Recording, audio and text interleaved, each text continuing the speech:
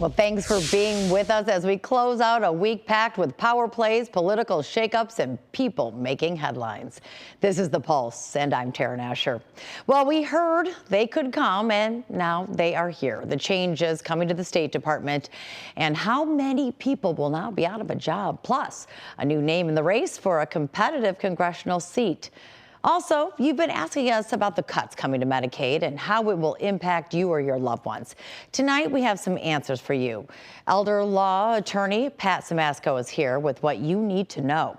Plus, this week, Russia launched its largest missile and drone attack since the war with Ukraine began over 3 years ago.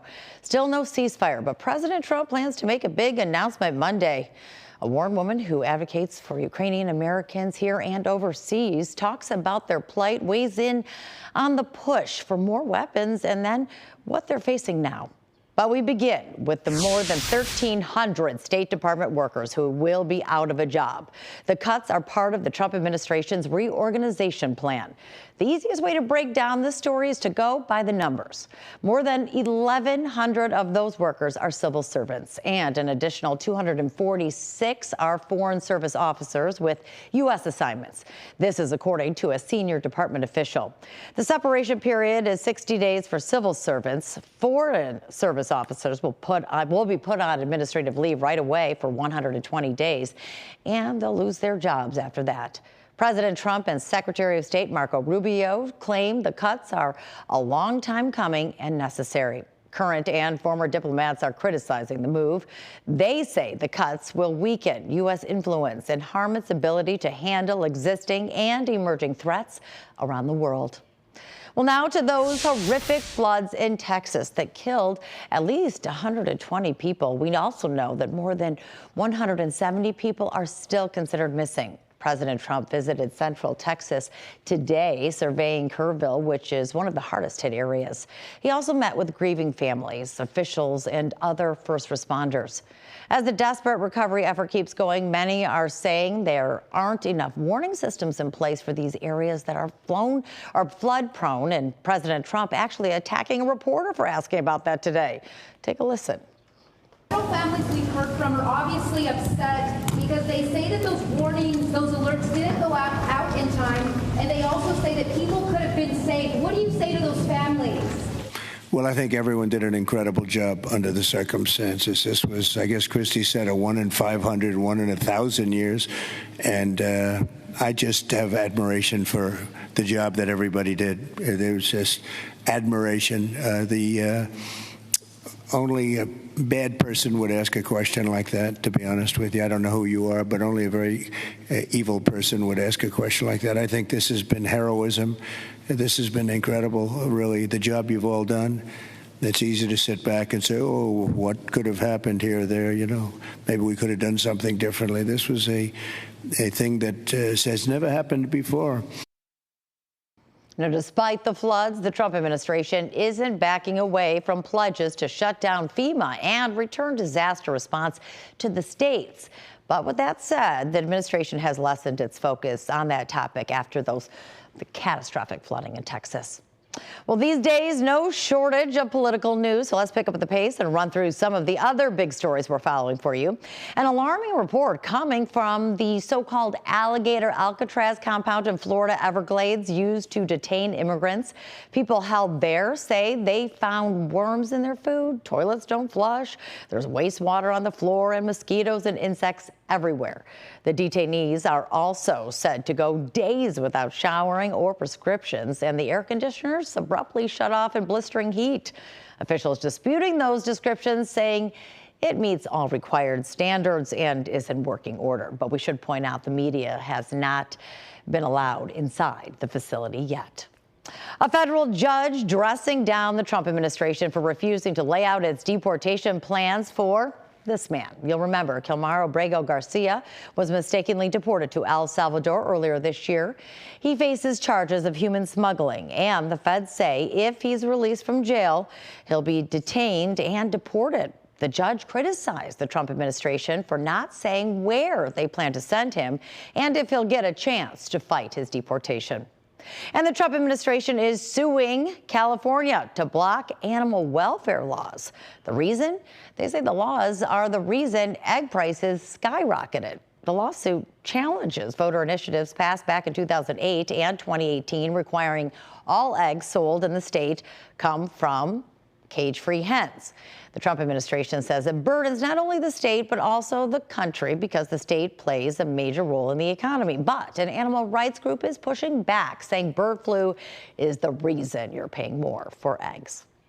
Another new layer to President Trump's trade war. Tariffs on Canadian imports will go up to 35% starting on August 1st. The president sent a letter to Canadian Prime Minister Mark Carney repeating his frustrations about Canada allegedly not doing enough to stop the flow of fentanyl. That despite the relatively modest trafficking of the drug coming from there. He's also frustrated with a trade deficit, largely from the U.S. buying oil. President Trump is confident it'll work out, while some Democrats believe he'll just back down. Been taken advantage of for many, many years by countries, both friend and foe. And frankly, the friends have been worse than the foes in many cases. So I would say just keep working. It's all going to work out. His tariffs are weakening America's standing on the world stage because he always makes big threats only to back down. As we all know, Donald Trump always chickens out when it comes to tariffs. Carney posted on social media that Canada will keep working to reach a new trade deal with the U.S., adding they've made key progress to stop the flow of fentanyl. Well, from the current president to the previous one, a former aide to President Biden was on Capitol Hill today testifying behind closed doors to the House Oversight Committee. Republicans have been investigating whether the former president's staff covered up his health issues. Ashley Williams' testimony wasn't televised, but it will be transcribed, we're told. You'll remember earlier this week, his former doctor took the fifth on every question but his name over doctor-patient confidentiality concerns. Democrats came to Biden's defense outside of the hearing. Make of it is that, right now the Republicans continue to act as if this is a main priority, yet none of them are showing up. I do think that it is important that I show up because if they are going to make allegations about the former commander-in-chief, egregious allegations as they continue to wage, I want to make sure that I'm in the room to correct the record because a lot of times they like to mischaracterize things. The committee's work isn't done. They also want to talk to the former White House chiefs of staff, a former senior advisor, and the former White House press secretary. President Biden has called claims he wasn't in the right state of mind while in office ridiculous and false. Well, to Capitol Hill now, Congressman Tom Barrett just took office this year after being elected to replace now Senator Alyssa Slotkin. He's up for re-election next year, and already Democrats are lining up to try and challenge him. The latest name added to that list is this man, Michigan State University professor Josh Cowan. He teaches education policy in East Lansing and told the Associated Press federal worker layoffs, Medicaid, and research funding cuts inspired him to jump in. He joins former U.S. Ambassador to Ukraine, Bridget Brink, and former Navy SEAL Matt Mazdam in the Democratic race. Barrett won the seat last year by a little less than 4 percentage points, and we've interviewed Brink about her campaign and are working to get Mazdam, Cowan, and Barrett on the show to talk about theirs. So make sure you stay tuned. Well, since President Trump's budget bill passed, so many of you have sent us questions about what comes next when it comes to Medicaid. We're taking those questions right to the expert. Elder law attorney Pat Simasko is here next. You're watching The Pulse on Fox 2.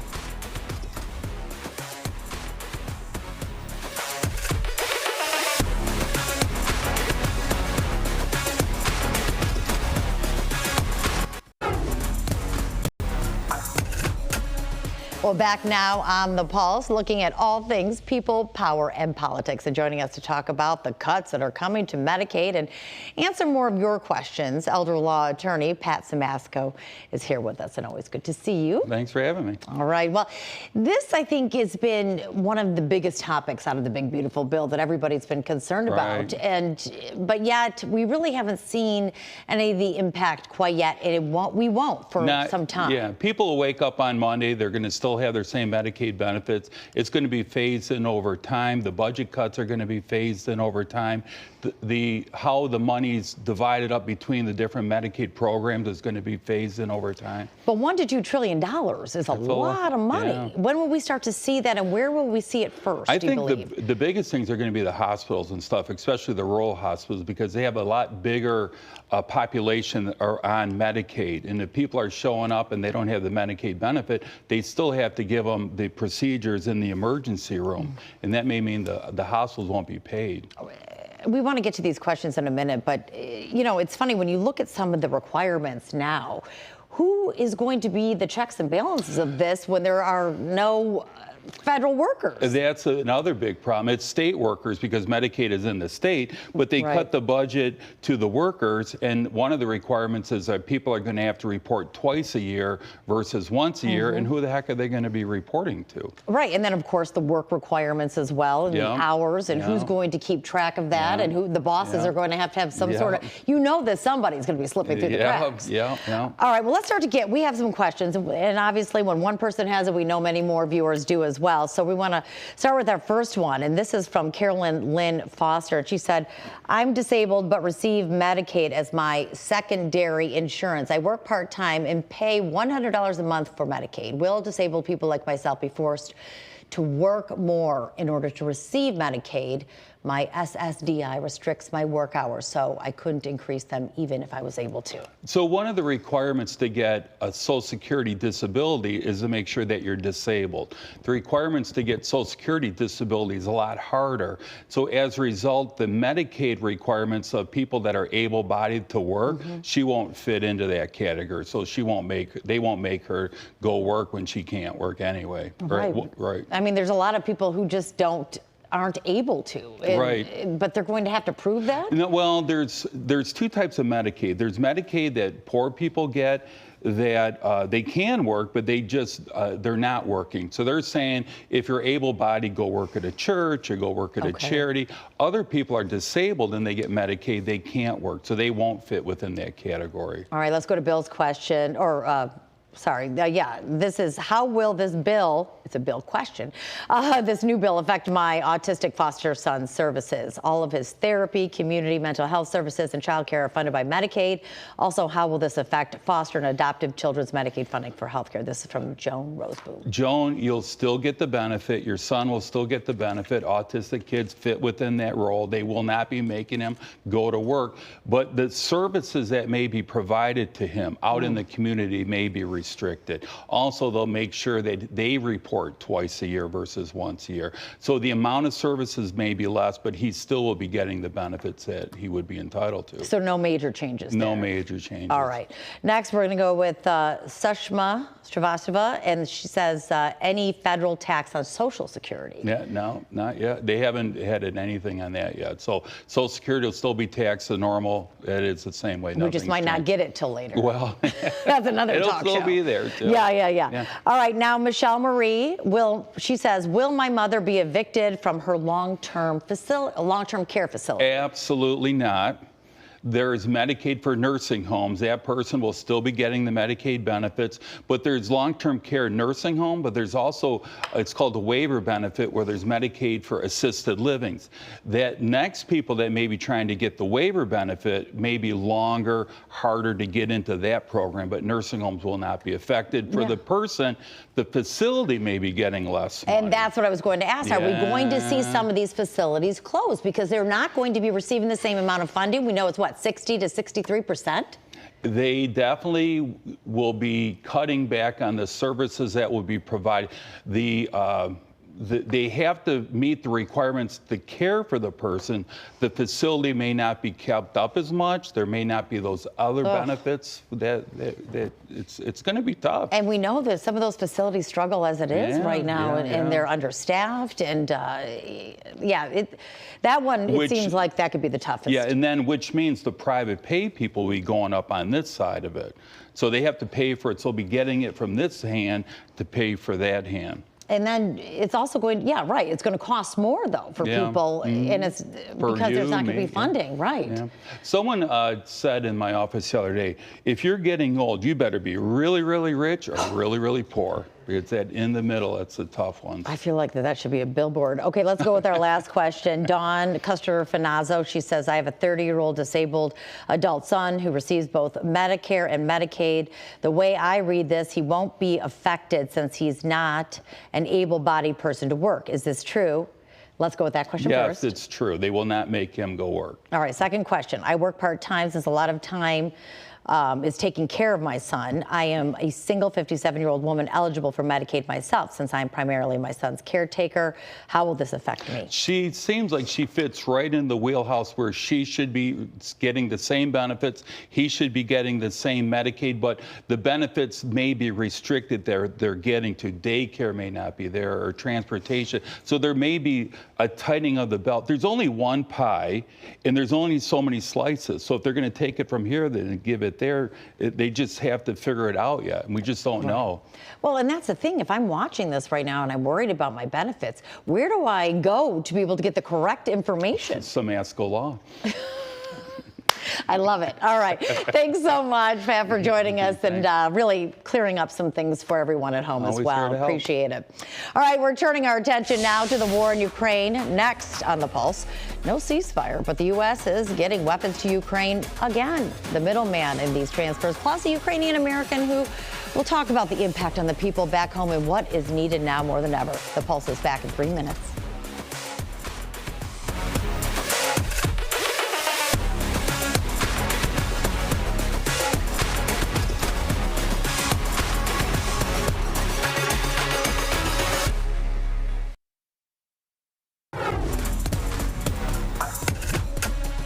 It's people, power, and politics. Welcome back to Detroit's only nightly political talk show. This is The Pulse. The U.S. is stepping up its support right now for Ukraine, but this time it's using NATO as the middleman. The President Donald Trump says American-made weapons are being sold to NATO allies in Europe, who will then send them to Ukraine as the country struggles to defend itself against a new wave of Russian drone and missile attacks. And despite years of bloodshed, the Trump administration has been back and forth on whether to deliver military aid Ukraine desperately needs. Details are being worked out with an announcement expected on Monday. But joining us to talk about the impact of the ongoing war and what needs to happen right now is Olena Daniluk. Did I say it? I always say that a little bit off. She serves, though, on the board for the Ukrainian American Civic Committee of Metro Detroit and also the Ukrainian National League of Women League of America. So you're an advocate, and we have said this many times. You really are fighting for the Ukrainian people here and, of course, in Ukraine. We're over 3 years now with this war, and it does not seem to be getting any better. The weapons now that we're hearing that might come into the hands of the Ukrainian military, will that help? That would help tremendously, and that's what Ukraine is hoping for. And those latest changes really just bringing new hope for Ukrainian people, so we could protect our skies. Because for all this Patriot, we need missiles, we need ammunition, and that aid was postponed, and that information that Trump's administration would be revisioning and supplying their aid, and they are now talking to NATO countries and just revisiting all this structure together and start working together again. Right. This brings a lot of hope for Ukraine. Well, it does seem like it's through President Trump and Putin it's really kind of controlling this, but it may be a power play as well, but hopefully bring some resolution. I'm hoping that will bring a resolution because, as you know, many countries right now gathering together how they will rebuilding Ukraine and plan for rebuild Ukraine. So that's kind of on an ongoing agenda. That's uniting country, but also it's very troubling information about this barrage of drones attack and missiles attacks for the last couple of days. And it's been the worst since the start of this war. I mean, what is really left of Ukraine? I mean, the people who have been living there who are left, they've had to deal with constant bombs and displacement and wreckage, really. It's a tremendous Ukrainian resilience, and we just saying fight like Ukrainian, because Ukraine, even despite of all the shortages, Ukrainians are keeping straight with their front lines. Russia just trying to push for different front lines, and they would like to seize Transnistrian corridor, and also they barraging from north. But as for right now, Ukrainians still keeping answering, and also they bombarding like Russian sites. Yeah, So and you mentioned though that the aid, the humanitarian aid since the USAID, that's been cut. But yet in so many, and we know that Russia's gone after the energy, the power grids, the water. I mean, is it hard day to day for the people living there though to survive despite their strength? It's hard to survive, especially if some systems are getting to be damaged or broken through recent attacks.